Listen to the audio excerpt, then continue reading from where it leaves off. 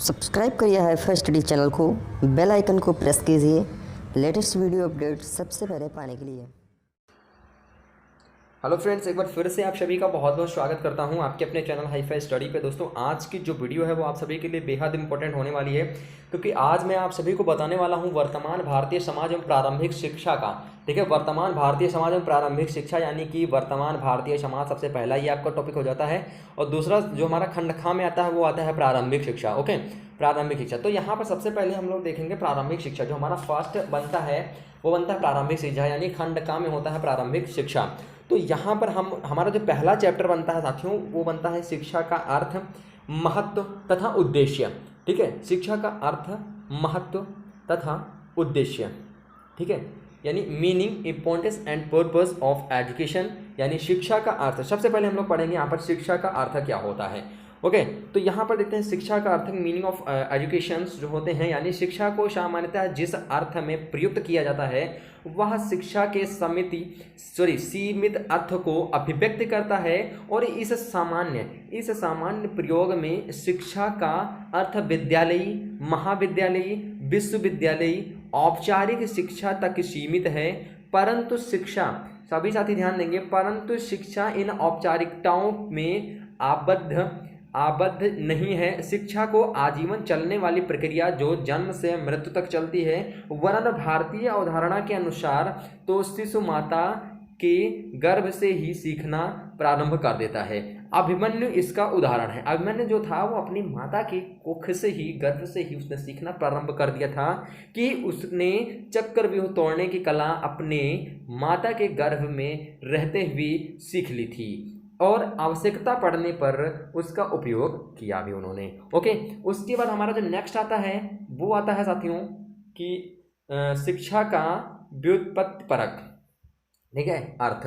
तो यहाँ पर हम देखते हैं कि जो इसका व्युत्पत्ति परक जो अर्थ होता है, यानी शिक्षा शब्द संस्कृत की शिक्ष धातु से बना है, और शिक्षणे जिसका अर्थ सीखना है, अध्ययन करना, ज्ञानार्जन करना। ठीक है, ज्ञानार्जन करना। अब यहाँ पर आता है कि इसका प्रेरणार्थक रूप सिखाना। संस्कृत कोश में विद्या शब्द संस्कृत की विद धातु से व्युत्पन्न है, जो जानना, अवगत कराना, अध्यापन कराना आदि अर्थों में प्रयुक्त होता है। उपर्युक्त दोनों ही शिक्षा एवं विद्या शब्दों के प्रयोग सीखने या सिखाने की प्रक्रिया के रूप में किए जाते हैं। अब यहाँ पर बात आती है कि जो शिक्षा है यानी एजुकेशन, अब हम थोड़ा सा अंग्रेजी से रिलेट करेंगे अपना एजुकेशन, यानी अंग्रेजी भाषा में शिक्षा शब्द का पर्याय क्या होता है, एजुकेशन होता है। यानी शिक्षाविद जो थे उनके अनुसार एजुकेशन शब्द की उत्पत्ति लैटिन भाषा के निम्नलिखित शब्दों से हुई थी। यानी निम्नलिखित शब्द कौन कौन से हो जाते हैं, वो आ जाता सबसे पहला हमारा 3 शब्दों से मिलकर बना था। कौन कौन से, एजुकेटम, एडुशियर और एडुकेयर। एडुकेटम, एडुशियर और एडुकेयर, ये आपको याद रखना है। यानी एडुकेटम जो शब्द था वो 2 शब्दों से मिलकर बना था। कौन कौन से, ई तथा ड्यूको, ई तथा ड्यूको। ठीक है, और ई तथा ड्यूको में क्या था, जो ई का अर्थ था वो अंदर से, तथा ड्यूको जो का अर्थ था वो आगे बढ़ाना या विकास से था। उसके बाद जो हमारा आता है एडुकेटम, जो होता है एडुकेटम शब्द जो होता है यानी बालक के आंतरिक शक्तियों का प्रकट करना। ठीक है, बाह्य शक्तियों को प्रकट करना दिया था। और एडुशियर जो था, एडुशियर जो दूसरा हमारा आता है एडुशियर, इसका जो अर्थ होता है यानी विकास करना या फिर निकालना। ठीक है, लीड आउट। उसके बाद जो एडुकेयर होते हैं, और एडुकेयर, एडुशियर हो गया, एडुकेटर हो गया, एडुकेटम हो गया, और एडुकेयर जो हमारा बचता है वो बचता है, उसका मतलब क्या होता है, एडुकेयर का मतलब होता है कि आगे बढ़ना, बाहर निकलना, विकसित करना। ओके, दूसरे शब्दों में हम इसे क्या कह सकते हैं, लैटिन भाषा में उपयुक्त शब्दों में इसे बालक की आंतरिक शक्तियों का पूर्ण विकास कह सकते हैं। तो ये था आपका एडुकेटम, एडुशियर और एडुकेयर। ठीक है, तो इसको भी आप लोग याद कर लीजिएगा। वैसे ये मीडियम मैंने पीडीएफ नहीं दिया, मुझे याद था, इस वजह से मैंने आपको बता दिया। ओके, चलिए अब यहाँ से हमारा स्टार्ट होता है कि शिक्षा की परिभाषा। जो शिक्षा की परिभाषाएं होती हैं डिफिनेशन ऑफ एजुकेशन की, वो अलग अलग वैज्ञानिकों के अनुसार, अलग अलग आध्यात्मिक परिचायक के अनुसार, ठीक है, इनका वर्णन किया गया है। तो इनका सबसे पहले हम लोग तो देखते हैं कि जहां भारतीय दृष्टिकोण आध्यात्मिक का परिचायक है, वहीं पश्चात दृष्टिकोण विकास की प्रक्रिया को आधार मानता है। ठीक है, और अंतः परिभाषाओं को इन्हीं 2 आधारों पर वर्गीकृत करके प्रस्तुत किया जा रहा है। पहला क्या हो जाएगा, भारतीय दृष्टिकोण हो जाएगा, और दूसरा हो जाएगा पश्चात दृष्टिकोण। सबसे पहले हम लोग देखेंगे भारतीय दृष्टिकोण क्या होता है। भारतीय दृष्टिकोण कैसा है, इंडियन व्यूज जो जो होते हैं, तो इसमें बात आती है हमारे ऋग्वेद के। ठीक है, ऋग्वेद से संबंधित आती है। जो हमारा फर्स्ट हो जाएगा वो हो जाएगा इंडियन व्यूज हो जाएगा। ऋग्वेद के अनुसार क्या बताया गया है कि शिक्षा वह है जो मनुष्य को आत्मविश्वासी और स्वार्थहीन बनाए।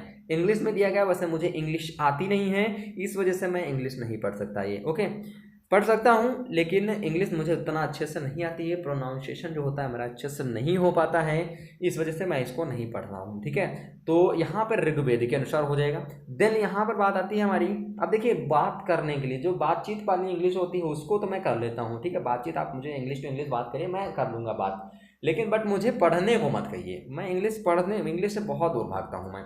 उसके बाद हमारा आता है कि स्वामी विवेकानंद के मत में शिक्षा मनुष्य में निहित दैवी पूर्णता एवं प्रत्यक्षीकरण।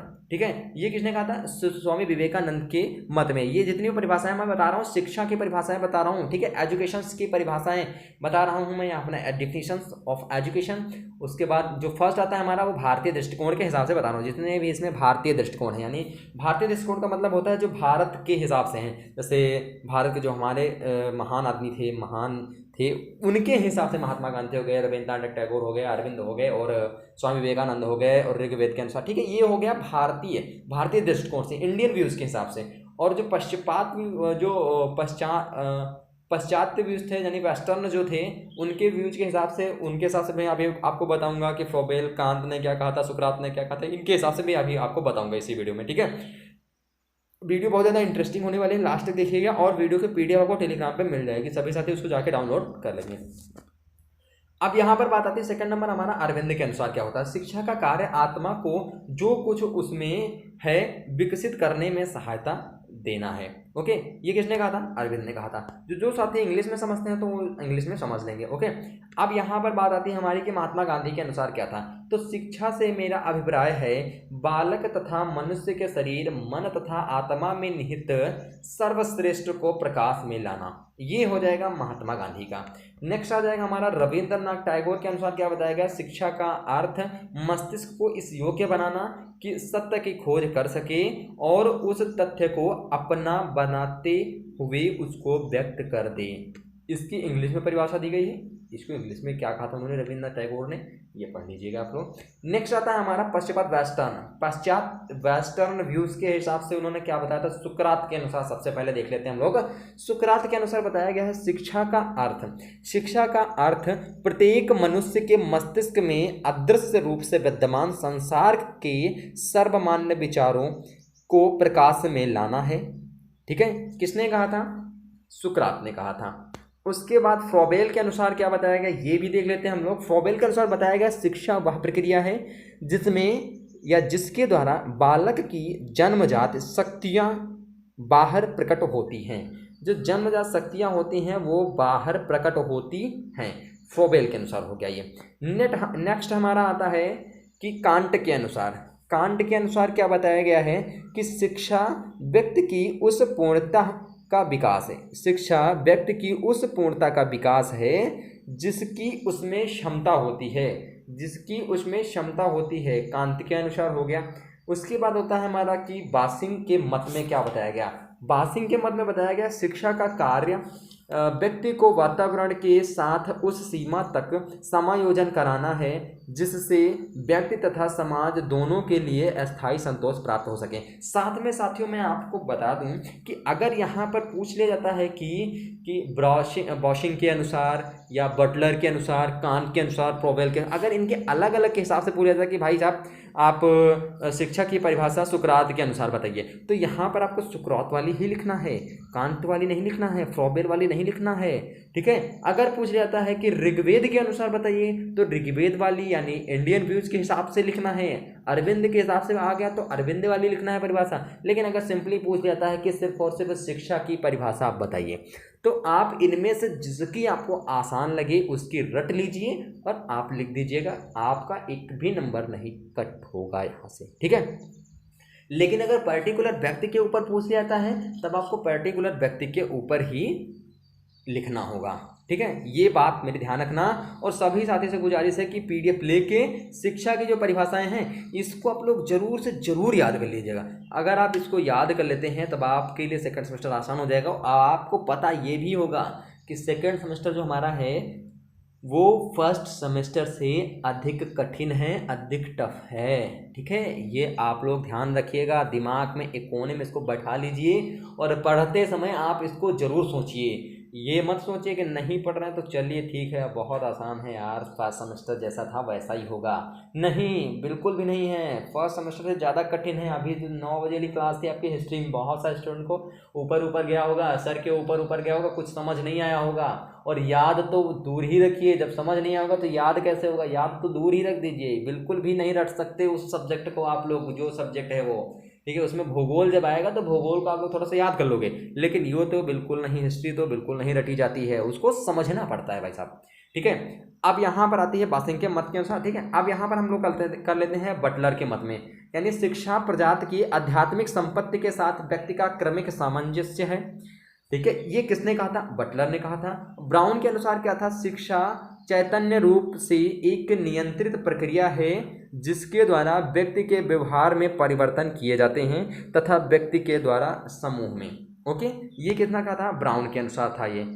अब यहाँ पर बात आती है यहाँ पर कि टीपी नन के अनुसार, तो टीपी नन के अनुसार क्या था? यानी शिक्षा बालक की व्यक्तित्व का पूर्ण विकास है। शिक्षा जो था वो बालक की व्यक्तित्व का पूर्ण विकास था जिससे वह अपनी पूर्ण योग्यताओं के अनुसार मानव जीवन को मौलिक योगदान दे सके, मानव जीवन को मौलिक योगदान दे सके। ये किसने कहा था? टीपी नन के अनुसार ये था।